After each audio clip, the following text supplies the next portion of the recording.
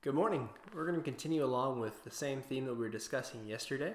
We're still in Galatians. We're in chapter 2, starting in verse 20. Paul writes, I have been crucified with Christ. It is no longer I who live, but Christ who lives in me. And the life I now live in the flesh, I live by faith in the Son of God, who loved me and gave himself for me.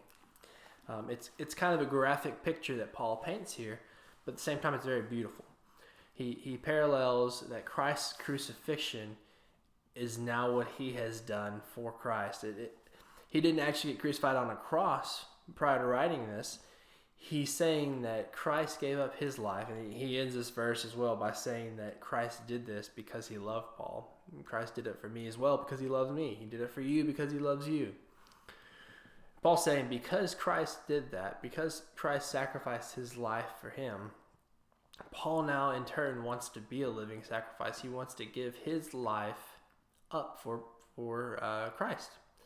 Not literally die. If it came to it, I believe that he would have been willing. But he wanted to give back what he's doing. No longer live for what Paul wanted, but live for what Christ wanted. To be that living sacrifice, to give up his own desires, to give up his life to the benefit of Christ, just like Christ gave up his life to the benefit of Paul, to me, to you, to all of us.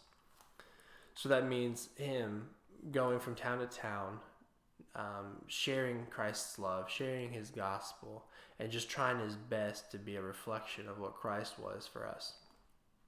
So I encourage you this morning and forever that we consider how great Christ's sacrifice was. And although he doesn't ask us to literally die for him, but we should consider giving our life back to him. Since he did give us life, let's make that effort worth it by using our life as a tool to spread the kingdom of God.